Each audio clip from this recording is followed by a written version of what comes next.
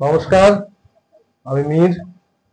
আমি এসেছি নতুন একটা ইউটিউব চ্যানেল। আমরা আজকে আমাদের প্রথম পর্বে আমরা বেছে নিয়েছি আমাদের বিশিষ্ট স্যার, বিশিষ্ট বুদ্ধিজীবী, বিশিষ্ট লেখক, বিশিষ্ট অভিনেতা, বিশিষ্ট কৌতুক অভিনেতা, আমাদের মাস্টার মশাই, বীরভূমের লাল মাটির গর্ব, বীরভূমের গর্ব, শ্রী অতনু বর্মন মহাশয়কে।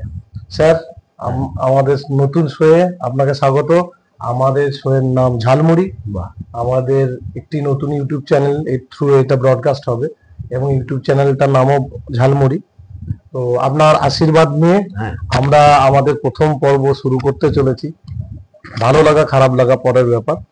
তো আমরা এটা যেহেতু ঝালমুড়ি নাম দিয়েছি, তো আমরা একটু ঝালমুড়ি খেতে খেতেই আমরা এটাকে এগিয়ে নিয়ে যাবো। গল্প করতে করতে আমাদের গল্প শুরু হবে স্যার। ঠিক। তো সবাইকে স্বাগত। সবাই দেখছেন অতনু স্যার, এনার পরিচয়ের দরকার পড়ে না, মিরাক্কেল সিজন চ্যাম্পিয়ন, আর আমার খুবই কাছের মানুষ, খুব পরিচিত মানুষ, খুব কাছের মানুষ, প্রাণের মানুষ, দীর্ঘদিনের পরিচিতি। আর এনার আজকে আমরা মিরাক্কেল অতনু বর্মনকে জানবো না, আজকে বিখ্যাত অতনু বর্মনকে জানবো না, আজকে আমরা জানতে এসেছি অজানা অতনু বর্মন। শিক্ষক থেকে মিরাক্কেল বিজেতা হবার গল্প, আপনার জীবনের গল্প, আপনার ছেলেবেলার গল্প, এইগুলি আজকে জানতে চাই। তো স্যার, শুরুটা কিভাবে হলো? শুরু বলতে কি, আমার থিয়েটারে আসা, হ্যাঁ, একদম ছোটবেলা থেকেই আমি থিয়েটার করতাম, থিয়েটারটা খুব ছোটবেলা থেকে। এবং তারপরে যেটা ওই মিরাক্কেলের যে কথাটা বলা হচ্ছে, সেটা আমার হয়ে একজন ফোন করেছিল, আমার এক সহকর্মী। আচ্ছা, সে নিজের নাম বলেছিল অতনু বর্মন, ফোন নাম্বার দিয়েছিল আমার। আচ্ছা আচ্ছা। এবং আমাকে জানায় যে এরকম আমি একটা করেছি, তোমাকে ফোন করবে, তুমি যেন ফোনটা রিসিভ করো। আচ্ছা। তো তারপরে ফোনটা রিসিভ করে আমি জিজ্ঞেস করি যে কি করতে হবে। আমি দেখেছিলাম মিরাক্কেল ওয়ানে দু একটা এপিসোড দেখেছিলাম। আচ্ছা। তো তারপরে সেখানে গেলাম, অডিশন দিলাম, দুটো অডিশন হলো। এবং অ্যাকচুয়ালি আমি মিরাক্কেল 3 এর জন্য অডিশন দিয়েছিলাম। আচ্ছা আচ্ছা। কিন্তু ওরা আমাকে বললো যে তখন মিরাক্কেল 2 এর 7 দিন গ্রুমিং হয়ে গেছে, 15 দিন গ্রুমিং এ। তো বললো আপনাকে 2 এ নিয়ে নিচ্ছি, বাকি 7 দিন গ্রুমিং করে আপনি শুটিং এ চলে যান। ওকে ওকে। তো সেইভাবেই গেলাম, তারপরে হয়ে গেল আর কি। এটা খুব ভালো স্যার। আপনার সৃষ্টি, এই যে আপনার দুইটি বিখ্যাত চরিত্র আছে, খনাদা আর মাতাল মান্ডি। খনাদা আর মাতাল মান্ডি, এই দুটো কিভাবে সৃষ্টি হলো? আসলে যে গল্পগুলো ওখানে বলছিলাম, সেটা মানে শুধুমাত্র একটা কৌতুক বলবো, মানে একটা জোক বলবো এরকম না রেখে, আমি ভাবলাম যে যদি কোনো একটা চরিত্রর মাধ্যমে নিয়ে আসা যায় এবং তার গলাটা যদি একটু পাল্টে দেওয়া যায়, তাহলে আর এ বলছে সে বলছে এরকম করে না বলে, সেটা করলে পরে একটু অভিনয়ের ব্যাপারটাও আসে আর একটু অভিনবত্ব আসে। সেই নিয়ে আমি প্রথম খনাদা বলে একটি চরিত্রকে নিয়ে শুরু করেছিলাম। কিন্তু দেখা গেল যে খনাদা একজন শিক্ষিত মানুষ, কিছু কিছু গল্প খনাদার গলায় খুব ভালোই যাচ্ছে, কিন্তু কিছু কিছু গল্প এসে যাচ্ছে এমন যেগুলো একটু আনপাড় লোক প্রয়োজন সেই গল্পগুলো বলার জন্য। তখন একটা নতুন চরিত্রকে আনতে হলো, যে চরিত্রটির নাম দিলাম মাতাল মান্ডি। আমরা আমরা মানে সবাই ওই চরিত্রের ফ্যান, আমাদের সবাই দেখে অভ্যস্ত। এবং সত্যি কথা কি, বীরভূমের আপনি যখন প্রথম এলেন, যখন শুনলাম দেখলাম, তো আমার মতো অনেকেই তখন আপনার ফ্যান। ওই মাতাল মান্ডি, ওই ঘোড়াদা, এত ওর যে মানে ওগুলো আমাদের সামনে না জীবন্ত হয়ে উঠেছে। তখন আমরা অতনু বর্মনকে দেখছি না, তখন কিন্তু ওই চরিত্রের মধ্যে দুজন জীবন্ত মানুষকে দেখছি, ক্যারেক্টারকে। তো সেটা আপ্লুত করেছে আপামর বাঙালিকে, যার ফলে হয়তো আপনি আজকে অতনু বর্মন মিরাক্কেল চ্যাম্পিয়ন হয়েছেন। তো স্যার, আপনার এই কাজের পরিসরের মধ্যে, মানে একদিকে আপনার প্রফেসর লাইফ বা শিক্ষকতা লাইফ, আর একদিকে আপনার মিরাক্কেল, তো এটা কোনো অসুবিধা হয়নি কোনোদিন? অসুবিধা বলতে তো আমাকে ছুটি নিতে হয়েছে অনেক, সেগুলো তো করতেই হয়েছে। ওই সময় টানা 1.5 মাস শুটিং ছিল, সেগুলো ছুটি নিতে হয়েছে, উইদাউট পে হয়েছি। এবং পরবর্তীকালে আমি আমি অবসর নিয়েছি 2 বছর আগে। হ্যাঁ স্যার। তো সেক্ষেত্রেও সরকারকে টাকা পয়সা ফেরত দিতে হয়েছে। এগুলো তো হয়েইছে, এগুলো তো হবেই। আচ্ছা স্যার, এখন স্যার এখন কি আপনার থিয়েটার নিয়ে চলছে পরিকল্পনা, বা আমরা যেটা কণ্ঠ, কণ্ঠটা তো আপনার নিজস্ব একটা সৃষ্টি। কণ্ঠ আমার এবং কাকলি দাসের, আমরা দুজন মিলে এটা তৈরি করেছিলাম 2019 সালে। আচ্ছা স্যার। এটা গান এবং কবিতার একটা চর্চা কেন্দ্র, এবং 19 সালে এটা তৈরি হওয়ার পরেই তো অতিমারি চলে এলো, যার ফলে আমরা প্রথম, এটা আমাদের 6ষ্ঠ বর্ষ, কিন্তু আমরা প্রথম 2 বছর কোনো অনুষ্ঠান করতে পারিনি। তারপর থেকে অনুষ্ঠানটা চলছে এবং এখন মূলত অনলাইনেই ক্লাসটা হয়। আচ্ছা স্যার। কিন্তু এই কণ্ঠতে কোনো পরীক্ষা হয় না, স্কুল বলতে যাবো হ্যাঁ, এটা নয়। আচ্ছা। কোনো পরীক্ষা হয় না, কোনো সার্টিফিকেট দেওয়া হয় না, কোথাও কোনো সুযোগ পাইয়ে দেবার প্রতিশ্রুতি দেওয়া হয় না। আচ্ছা স্যার। কবিতাকে ভালোবেসে এবং গানকে ভালোবেসে একটা চর্চা কেন্দ্র বলা যায়। আচ্ছা স্যার। এইটাই চলছে। আচ্ছা, এর মানে যে কোনো সাধারণ যে কেউ এখানে যে কেউ অংশ নিতে পারে। খুব ভালো উদ্যোগ স্যার। আমরা তো আমি অনেকবার অ্যাড দেখলাম, অনেকেই রজতাবদা থেকে আরম্ভ করে অনেকেরই দেখলাম, যারা 30 তারিখে সম্ভবত সিউড়িতে, সিউড়ি রবীন্দ্র সদনে সবাইকে আমন্ত্রণ থাকলো। প্রথম স্যারের পক্ষ থেকে আমি বলে দিচ্ছি, একদম অবশ্যই সবাই আসবেন। একটি ভিন্ন ধরনের, ভিন্ন স্বাদের, ভিন্ন কিছু, যেখানে কোনো কি বলবো, লোভ নেই, স্বার্থ নেই, কিছু নেই, নিপাট আনন্দ এবং নিপাট সংস্কৃতি। সো বাংলা সংস্কৃতির অনেকেই বাঁচিয়ে রাখছেন, চেষ্টা করছেন, তার মধ্যে অতনু স্যার একজন। সো আমরা স্যার পরবর্তী প্রশ্নে যাব। পরবর্তী প্রশ্ন হচ্ছে স্যার, আপনার ছেলেবেলাটা কেমন ছিল? ছেলেবেলা বলতে আমাদের সময়ের যে ছেলেবেলা, সেই সময় আর এই সময়ে তো বিস্তর প্রভেদ। কারণ আমাদের সময়ে টিভি ছিল না, মোবাইল ফোন ছিল না, যেটা পুরো ব্যাপারটাই পাল্টে গেছে, বদলে গেছে। এবং সব থেকে বড় ব্যাপার, আমারটা একটু অন্যদের থেকে আলাদা ছিল এই কারণে যে আমাদের বাড়িতে যখন ইলেকট্রিক আসে তখন আমি কলেজে পড়ছি। আচ্ছা। অর্থাৎ আমার পুরো ছোটবেলা পড়াশোনা সমস্তটাই লণ্ঠনের আলোয়, মানে ইলেকট্রিক আলোটা এসেছে অনেক। আমরাও কিছুটা, হ্যাঁ, আমরাও বীরভূম, আমিও বীরভূমের, শিয়ালমারে, আপনি জানেন হয়তো। তো আমিও এটা ফিল করেছি, মানে মোটামুটি কলেজ লাইফ পর্যন্ত তখন তো ইলেকট্রিসিটি থাকতোই না, ওই লণ্ঠনের আলোয় যতক্ষণ পড়তাম। আর তারপর আর একটা বড় ছিল যে মেঘ করলো, ঝড় বৃষ্টি হলো, 3 দিন লাইন নেই, ট্রান্সফরমার উড়ে গেছে। তো স্যার, আপনার পড়াশোনা কি বোলপুর কলেজ না সাঁইথিয়া? না, আমি প্রথমে ভর্তি হয়েছিলাম বোলপুর কলেজে, কিন্তু বোলপুর কলেজে তখন হোস্টেল ছিল না এবং আমার ট্রেন এত অল্প ছিল যে আমি যখন যাচ্ছি আর যখন ফিরছি, হ্যাঁ, তার মধ্যে অনার্সের ক্লাসগুলো হয়ে যাচ্ছে, আমি গিয়ে শুধু পাস কোর্স করছিলাম। যে কারণে ওখান থেকে মাস দুয়েক বোলপুর কলেজে ক্লাস করার পর আমি ওখান থেকে টিসি নিয়ে হেতমপুর কলেজে ভর্তি হই এবং ওখানে হোস্টেলে থাকতে থাকি। তারপরে গ্র্যাজুয়েশনটা হচ্ছে ওই হেতমপুর কলেজে গ্র্যাজুয়েশন, তারপরে আমি মাস্টার্স করি রবীন্দ্রভারতীতে। আচ্ছা স্যার। এই আর কি, আর বিএড করেছিলাম ক্যালকাটা ইউনিভার্সিটি। আচ্ছা। আর স্যার, এবার হচ্ছে যে আমরা বাল্যকাল জানলাম, এবার যৌবন। আমাদের স্যারের যৌবনটা কেমন, যৌবন কালটা কেমন ছিল? ভালো লাগা, ভালোবাসা, ওই সময়টা যেটা আমরা সবাই পার করে এসেছি, স্যারের এটা কেমন ছিল? বা ব্যক্তিগত কিছু স্যার যেটা আমরা অজানা? সেই সময়ে মানে কলেজ, আমি বললাম থিয়েটারটা শুরু করেছিলাম অনেক ছোট থেকেই। যখন মাধ্যমিক পাশ করি সেই সময় আমরা স্টুডেন্ট স্কোয়ার বলে একটি দল তৈরি করেছিলাম, থিয়েটারের দল, ছাত্ররা সবাই। এটা কি স্যার আমোদপুর সংলগ্ন না বীরভূম সংলগ্ন? আচ্ছা। এবং স্টুডেন্ট স্কোয়ার তখন মানে গোটা বাংলাতেই বিভিন্ন জায়গায় একাঙ্ক নাটক প্রতিযোগিতাগুলোতে অংশ নিত, পুরস্কারও পেয়েছে অনেকবার। অর্থাৎ এই থিয়েটারের ব্যাপারটা ছিল। হেতমপুর কলেজে গিয়েও হেতমপুর আমাদের যে হোস্টেলটা, ইউজিসি হোস্টেল, সেই হোস্টেলের হয়ে একাঙ্ক নাটক প্রতিযোগিতায় কলেজে একাঙ্ক নাটক প্রতিযোগিতা হতো হেতমপুর কলেজে তখন। তো সেখানেও আমরা পরপর 2 বছর নেমেছিলাম এবং 2 বছরই ফার্স্ট পুরস্কার আমরা ওখান থেকে পাই। তারপরে পরবর্তীকালে যখন পড়াশোনা, কলকাতায় পড়াশোনা করতে গিয়ে তখনও সেখানে প্রচুর থিয়েটার দেখার সুযোগ পেয়েছিলাম। মানে থিয়েটার কেন্দ্রিক আমার পুরো যৌবন বলা যেতে পারে। মানে থিয়েটার, পড়াশোনার মাঝে সবকিছুর মাঝে থিয়েটার। এবং সেই সময় কলকাতায় থাকাকালীন, ওই এমএ পড়াকালীন, এমএ বিএড পড়াকালীন আমি পিএলটির প্রায় সমস্ত নাটক, মানে উৎপল দত্তের প্রায় সমস্ত নাটক, কল্লোল, নিচের মহল, টিনের তলোয়ার, এগুলো সব দেখেছি। সেই অভিজ্ঞতাটা রয়েছে। এটা একটা বিরাট পাওনা, বিরাট মানে মফস্বলে কেউ মানে আমোদপুর থেকে বা আমাদের ছোট ছোট আমরা গ্রাম থেকে সিয়ানের মতো একটা গ্রাম বা আমোদপুরের মতো একটা জায়গা থেকে আমরা কলকাতায় গিয়ে যেখানে উৎপল দত্তের এত এত নাটক দেখছি, এটা একটা আমাদের কাছে বিরাট পাওনা। মানে উনি বেসিক্যালি যদি বলা যায় উনি একটা ইউনিভার্সিটি। একদম একদম।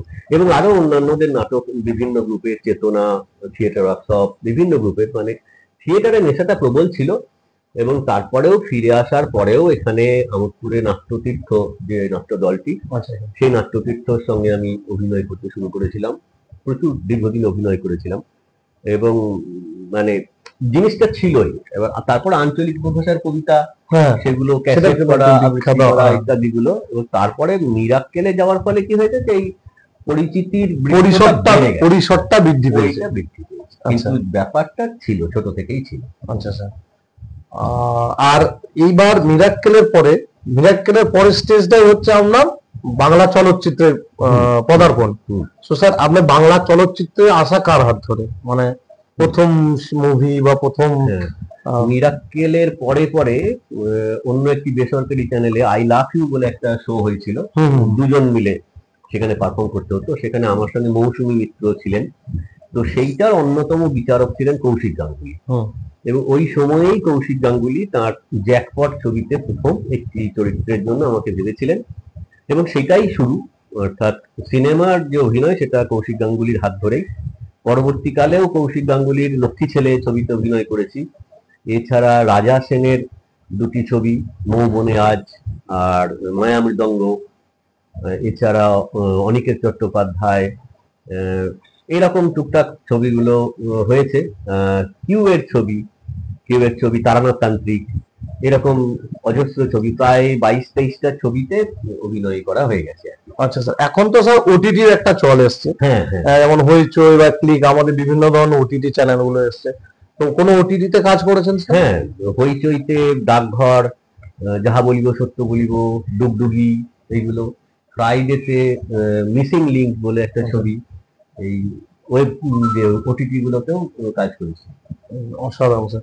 আর বলছি স্যার, আমরা তো আমরা আপনাকে শেষ দেখেছি খুবই বিখ্যাত, খুবই পপুলার বাংলা ছবির জগতে একটা কি বলবো ইতিহাস সৃষ্টিকারী একটা ছবি, আর যেটা গত বছর পুজোয় আমরা রিলিজ হয়েছিল, বহুরূপীর ওই চরিত্রটা অসাধারণ স্যার, অল্প সময়ের জন্য হলেও। তো স্যার আমরা পরবর্তী অতনু স্যারকে পরবর্তী আর কোন কোন বাংলা ছবিতে কি দেখতে পাচ্ছি, বা কোনো হিন্দি ছবি বা বাংলা ছবি? কয়েকটা কাজ হয়ে আছে, কমপ্লিট হয়ে আছে, সেগুলো এখনো মুক্তির অপেক্ষায় বলা চলে। একটা হচ্ছে মেঘলা বলে একটি ছবি, এটা শুটিং হয়ে গেছে। আর ওয়েব সিরিজ একটা হচ্ছে, ওটা হলো নর্থ ক্যালকাটার নস্ট্রাদামুস। তারপর আরেকটা সিরিজ, সেটার নাম হচ্ছে দেবী নিয়ে কাণ্ড হেবি। এরকম বেশ কয়েকটা ছবি। কমেডি কি দেবী নিয়ে কাণ্ড হেবি? আচ্ছা, ওখানে আর কাকে কাকে আমরা দেখতে পাচ্ছি আপনার সঙ্গে? ওখানে কাঞ্চন মল্লিক আছে, আচ্ছা, তারপরে বিশ্বনাথ আছে, আচ্ছা, অনেকেই। ভেরি গুড স্যার, খুব সুন্দর স্যার। আর আপনার আরেকটা খুব ব্যক্তিগত প্রশ্ন, এই এত কিছুর মাঝে আপনি মোটামুটি ধরুন আজকে যারা অভিনেতা হিসেবে প্রতিষ্ঠিত পেয়েছে তাদের মধ্যে আপনি একজন। তো সবাই মোটামুটি চেষ্টা করেন যে কলকাতায় থেকে কাজটা করার, আপনি এখান থেকে যাওয়া আসা করতে আপনার অসুবিধা হয় না? না, অসুবিধা ব্যাপারটা ভাবলেই অসুবিধা, কারণ আমার থেকে অনেক সিনিয়র অনেকেই আছেন যারা এইভাবে কাজ করে চলেছেন। বিশেষ করে যেমন বহরমপুর থেকে অনেকে গিয়েই যাতায়াত করেই কাজ করছেন। প্রদীপ ভট্টাচার্যর কথা বলবো, তিনি তো আমার থেকে অনেক সিনিয়র এবং প্রচুর কাজ করছেন, কোনো অসুবিধা হচ্ছে না। তিনি বহরমপুরে তার নিজস্ব থিয়েটার দল আছে, সেখানে থিয়েটার করেন এবং কাজ এলে কলকাতায় গিয়ে করেন। এবং কলকাতা এমন কিছু দূর নয় এখন আমাদের এখান থেকে 3.5 ঘন্টা লাগে।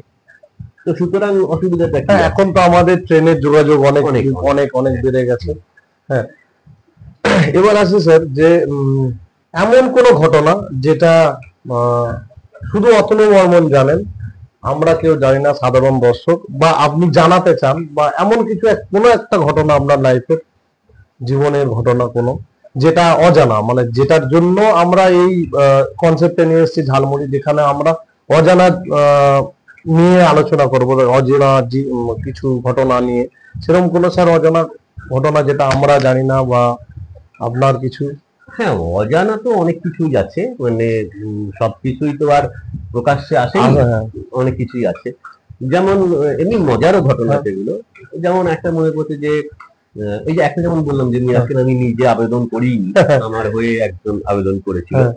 ঠিক সেই রকমই এই প্রথম যে আমার সিনেমা জ্যাকপট, আমার কাছে হঠাৎ একদিন একটা ফোন আসে যে আপনার এজটা বলুন আর নামের স্পেলিংটা বলুন। আচ্ছা। নামের স্পেলিং এটা তো ব্যাংকের চেকের জন্য প্রয়োজন হয়, কিন্তু এজ কি প্রয়োজন আমি তো বুঝলাম না। জানলাম যে কে বলছেন বা কি ব্যাপার। হ্যাঁ। বললো না, আমি কৌশিক গাঙ্গুলি প্রোডাকশন হাউস থেকে বলছি, আপনার টিকিট কাটা হবে, আগামীকাল আপনার শুটিং আছে শান্তিনিকেতনে। আমি তো জানি না কিছু। বলো আপনাকে কেউ কিছু বলেনি? বললো না, কেউ কিছু বলেনি। বলে যাই হোক, মিস হয়ে গেছে, আপনাকে বলছি কালকে আপনার শুটিং আছে এবং শান্তিনিকেতনে গেস্ট হাউসে, ওখানে শুটিং সকাল 7টায়। আচ্ছা।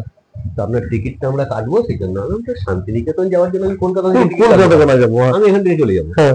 কল টাইম বলুন, আমি সেখান থেকে চলে যাবো। তো তারপরে আমি সেখানে যাই।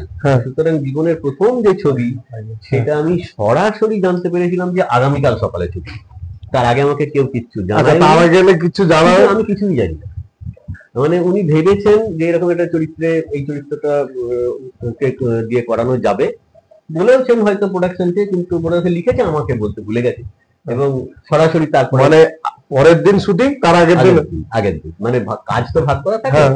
যে এই কাজটার দায়িত্বে আছে সে তার ডিউটি অনুযায়ী পরপর বলছে, টিকিট কাটছে সে সেই হিসেবে আমাকে ফোন করে বলছে কাল আপনার শুটিং, আপনার এগুলো বলুন, টিকিট কাটবো। আর আমাকে জানানোর কাজটা যাচ্ছিল, সে জানাতে ভুলে গেছে। তো যাই হোক, পরের দিন গিয়ে প্রথম শুটিং করলাম, জীবনে প্রথম ক্যামেরা ফেস করলাম, কিন্তু সেটা একদম আমার কাছে অপ্রত্যাশিত ছিল, আমি কোনো কিছুই জানতাম। এর আগে তো আপনার ক্যামেরা ফেস করা অলরেডি এক্সপেরিয়েন্স আছে, তাহলে অস্বস্তি যেটা একটা ভাব হয়, সেটা তো আপনার কোনো অসুবিধা হয়নি? আর স্যার স্ক্রিপ্ট কি আপনি সঙ্গে সঙ্গে হাতে পেয়ে? হ্যাঁ, ওখানে যাওয়ার পরে আমার যখন মেকআপ হয়ে গেল, আমাকে তখন আপনি তখন আপনার চরিত্র জানেন না? না, কিছুই জানি না। আমাকে মেকআপ দেওয়া হলো, কস্টিউম পরিয়ে দেওয়া হলো, স্ক্রিপ্ট তখনও দেয়নি। তারপরে বেশ কিছুক্ষণ পরে আমাকে স্ক্রিপ্ট দেওয়া হলো, তখন আমি স্ক্রিপ্ট পড়লাম। প্রায় 3 পাতার একটা স্ক্রিপ্ট, আমাকে 3বার ক্যামেরার সামনে আসতে হবে। তো বললো আপনি এগুলো দেখে নিন, মুখস্থ করে নিন। তা আমি তখনও তো আমার কোনো অভিজ্ঞতা নেই ছবি সম্পর্কে, আমি প্রথম থেকে মুখস্থ করে নিয়েছি পুরোটা। এবার শুটিং হবে, শুটিং যখন হবে তখন বলছেন আমরা ওই জায়গাটা যাব, মানে শেষের দিকের একটা। আচ্ছা। আমি তো প্রথম থেকে মুখস্থ করেছি, এবার সেটা বলছে শেষের ওইটা আগে যাব, আমার এটা অভিজ্ঞতা। আমি যে দাঁড়ান, তাহলে একবার আমাকে স্ক্রিপ্টটা দিন, শেষেরটা আমি একবার দেখি।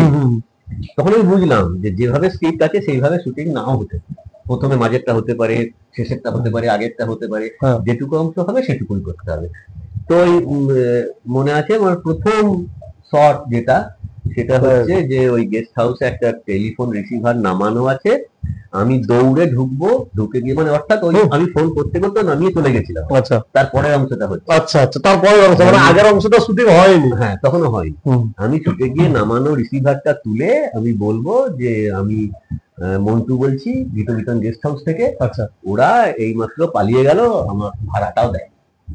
তারপরে ওখান থেকে মানে ওদিক থেকে থানাকে ফোন করছে আর কি, থানা বলছে যে গাড়ির নাম্বারটা নোট করেছিলেন? না, হ্যাঁ গাড়ির নাম্বার নোট করেছি।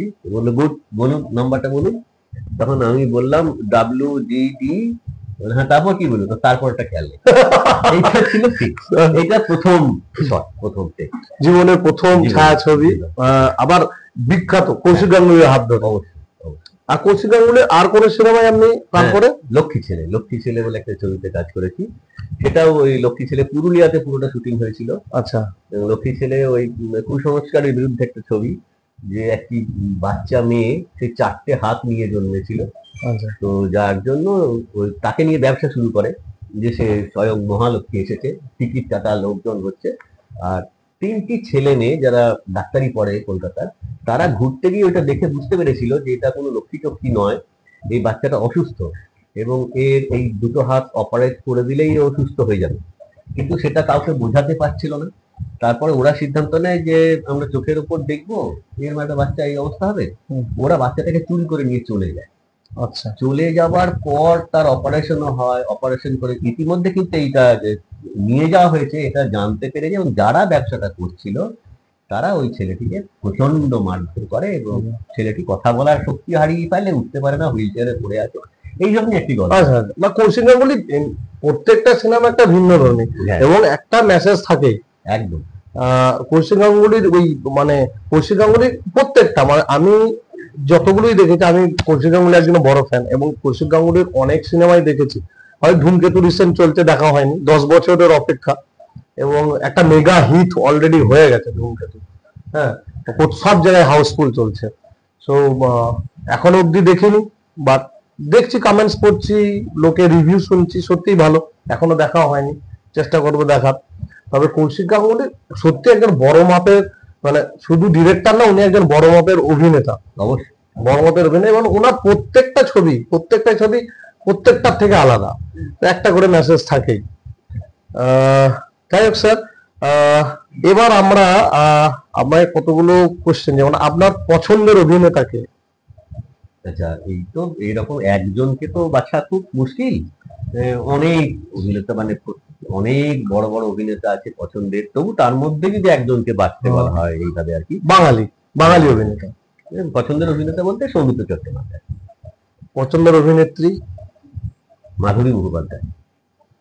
আচ্ছা, মাধুরী মুখোপাধ্যায়। তাহলে উত্তম কুমার আর সৌমিত্রের মধ্যে আপনার পছন্দের অভিনেতা সৌমিত্র চট্টোপাধ্যায়। তুলনা হয়নি তো, আমাকে জিজ্ঞেস করা হয়েছে প্রিয় অভিনেতা কি? প্রিয় মানুষ যদি বলা যায়। প্রিয় মানুষ আমার মা, যা আমার জীবনে সব থেকে সমস্ত কিছু আমাদের মনে হয় ভূমিকা সবারই। হ্যাঁ, এখানে আমাদের ক্যামেরাম্যান আছে বাবু, তো আমাদের যারাই আছেন বা দর্শক যারাই দেখছেন, আমাদের সকলের কাছে মনে হয় আমাদের প্রিয় মানুষ বা মনের মানুষ বা প্রিয় মানুষ আমাদের মা। একদম। এটাই বাস্তব। প্রিয় সিনেমা যেটা আপনার খুব পছন্দের? ভুবন সোম, মৃণাল সেনের। মৃণাল সেনের ভুবন সোম।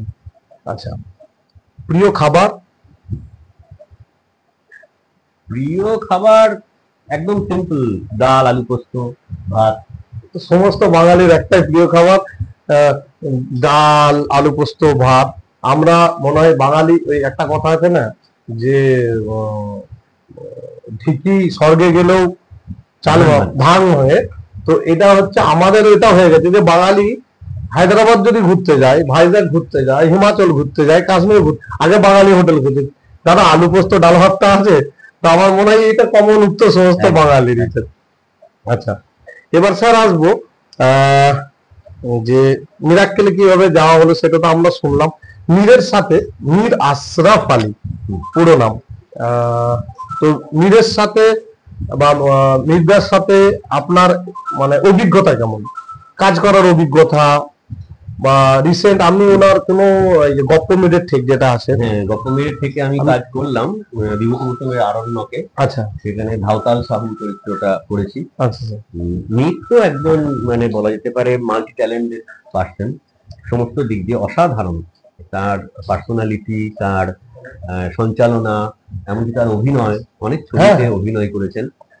এইবারে অন্য একটা দিকে নতুন অভিজ্ঞতাটা হলো, যেটা ওই বলা যেতে পারে এটা অনেকটা শ্রুতি নাটকের মতো গল্প একটা পড়া হচ্ছে, তাতে খুব ইন্টারেস্টিং, অনেক বিখ্যাত মানুষও বলছেন গল্প।